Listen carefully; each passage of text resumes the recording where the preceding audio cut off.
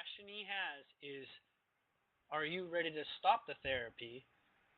If or are you willing to consider not going to it anymore in the future? I haven't gone for 2 years. Good. Because he has something to say that is much better than therapy. Great.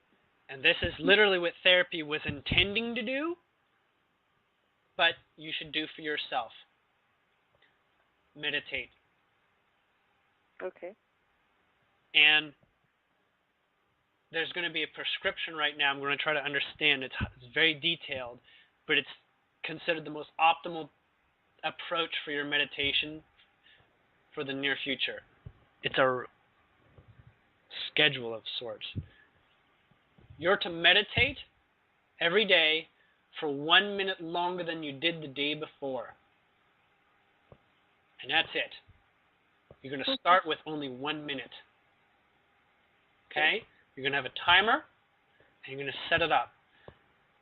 You will do well to use sandalwood incense and or a candle that is obscured by a colored glass, so that you're not looking at the natural candle flame, but a candle flame through like a stained glass. So find some sort of, tea lights that can be put into sort of, like a vase or a candle holder that's like blue or green or red or whatever, and see the candle through that, and meditate with your eyes half open on the candle flame. It doesn't matter the lighting, whether it's day or nighttime. You'll find at nighttime you'll get more focus to that, but you're not to do much more than that. It's just think about the candle flame. Just try to keep your thoughts on the fact that you're looking at a candle flame. Your mind will not like this. The whole point is that your mind is not going to like this, but you're training the mind and saying, like training a dog, we're training you at how to work on a leash. This is going to be a place where you'll get answers, you'll have clarity, and your contemplations will become crystal clear when you need them.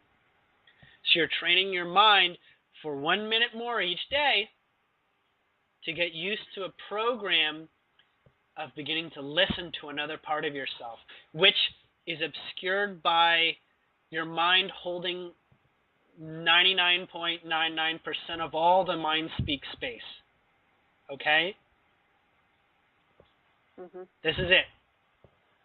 Practice this for 2 months. You'll be at, running at about an hour. That's probably the maximum time. But if you miss a day for some specific reason or not, you're to go as if you had done, like say you do a minute tomorrow, you miss the next day, you'll do 3 minutes the next day. Does that make sense? So if you'll add an extra minute for the day that you missed. Now, your recommended time is actually early in the morning. And this will be before you drink or do anything. This will be, before you imbibe anything like tea or coffee or breakfast. Mm-hmm. The best time is around 7:30 in the morning. That's the peak point. It tapers off about an hour before and after that. Okay? It's going to shift, whatever that is right now, with regards to where the sun is. Okay? You want to keep with that timing relative to the sunrise. Does that make sense? Yes. Okay. There's another thing. This is a little bit on the side. That's the recipe for the meditation prescription that is going to be 10 times better than therapy. Literally 10 times from the get-go. From day one, the first minute. Okay? There's no pressure, first off. There's no agenda besides training your mind in focus. After about the 15-minute mark, you're going to find yourself coming up with thoughts that are not like the idea that you're trying to put away your average day-to-day thoughts. They're going to be different thoughts. At that point, go ahead and listen to see what they say. Okay? Because once you start going past the 10-minute mark of quieting the mind and focusing on a single source, note it helps that the flame or the incense has sort of like random movements in it, because your mind will try to create a system of trying to understand when it's going to flicker and when the trail of incense is going to change and things like this, okay? Or when it's going to get a whiff. The mind will have very little to work on. It'll scrape to give attention to analyzing these things. But after about 10 minutes and 15 minutes or so, you're going to start to notice a change in your mind's frequency, and different sorts of thoughts will come in. Note, however, what they are, and if it's too hard to give attention to them, you might take notes afterwards. You might be like, this came up in my meditation today. Just jot that down like a phrase or whatever. Okay? Okay. It's simply in the acknowledgement of that. If you want, the next time you meditate, you can say, okay, this is what I had yesterday. We'll just see if anything else comes up regarding that. Like, we'll continue part 2 or something. Okay? Okay. That's going to spear into many different thoughts and epiphanies, and we'll call downloads from your guides and your higher self through your soul. And it'll begin to help you defragment your beliefs that are situational and limiting. It will, every time that a limiting thought and belief is defragmented, you have that much more lung space to breathe. Okay? It's like you have that much more energy to access in yourself, because that is not in your collective vibrational field of energy. Okay? Okay. And that's the purpose of doing that. But you're not to go through it aggressively. You're not to spend a whole lot of time thinking about what has screwed up your life and what beliefs are in the way. The best times for that will come up through very subtle contemplations in your meditations. And aside from that, your agenda is to look for things that make you smile and feel adoring, even if you spend, half the day looking at kitten YouTubes, if that's what, does the trick, okay? Are you clear? Andrew wants to make sure that you know that this is what's on the docket for the next 3 months.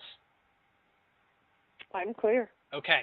I'm excited. Yes, that is exactly the feeling. Okay? Your other guides are going to become clearer after that. They support in other ways. All 3 of them are angels. You have 2 that are not angels, but it's not quite time to bring them up, because there's a lot of very high-level detail stuff that's not going to make sense right now. Just know that you have this team of 5 individuals that are there. It's like you don't even know you have your own team, but they're there, and they're constantly helping you in ways that lead to synchronicity, that lead to inspiration, that are trying to put things front and center that may look like, oh my God, I've got a really big problem in front of me. It's saying this problem is in front of you so that you can let go of it. So it's literally, if it's a big problem that shows up in front of you, it's like saying this, it's time to make a joke about this. It's time to cut down this thing's importance.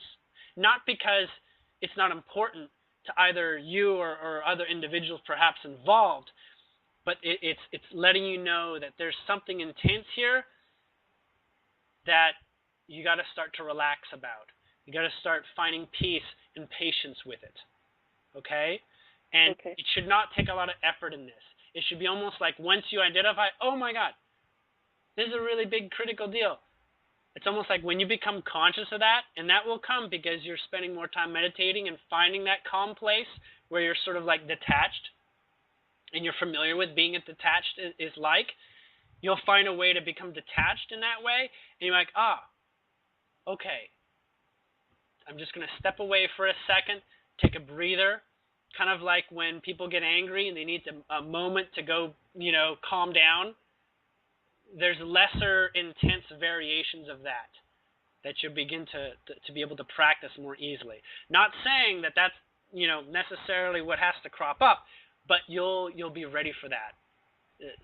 Things are going to be less intense, less painful, and they're going to begin to feel a lot easier to approach in this way, knowing that being in love and the approach to love, even if you're not ready for it, even if you're angry or super sad, that the approach to love is literally the frequency and vibration that is going to give you more answers than limits. Okay? Okay. Now, yes. I just wonder, I know the meditation, having it in the morning will help me. Is there anything I need to do before I go to sleep to there isn't set an intention or anything? There isn't at this time. However, Okay. when you set intentions before going to bed, you can literally order your guides to give you dreams on certain subjects.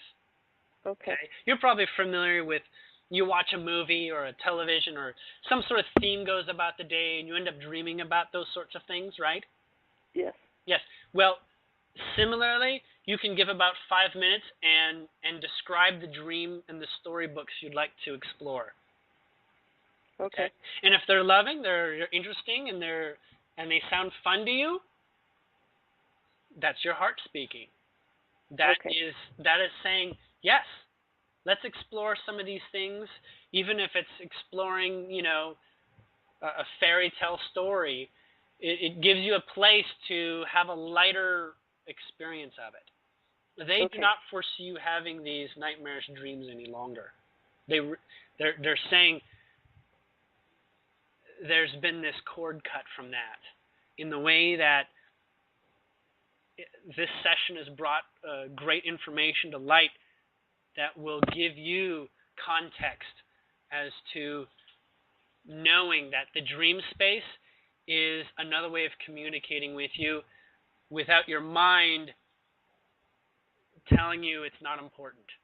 Sometimes your dreams are very important, but that's the only place that your mind gives permission for things to show up.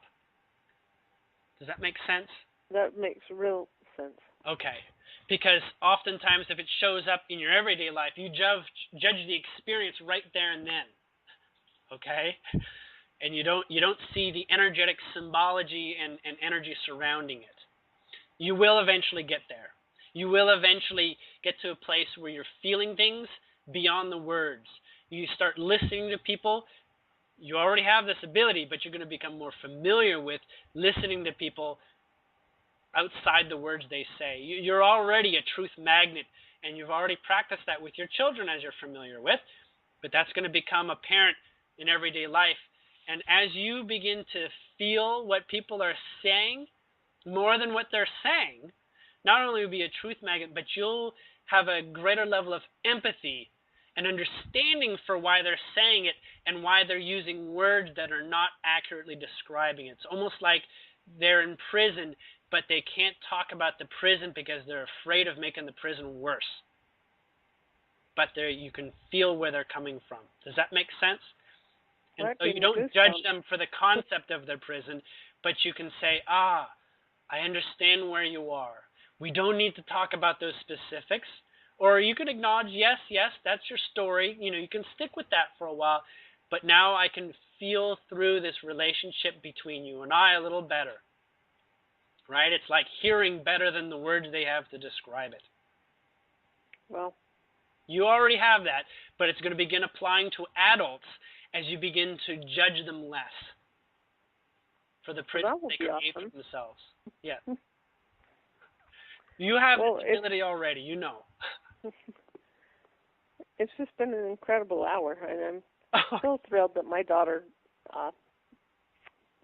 thought of you and set this up, and I just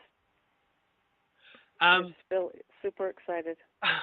I'm pleased that I can be in service in this way, and I'm excited. I can feel those working with you, and they are sort of like giving me these loving vibrations themselves. So even just being in contact with these exciting people of sorts is sort of like, helps make me feel good, makes me feel good in what I'm doing too.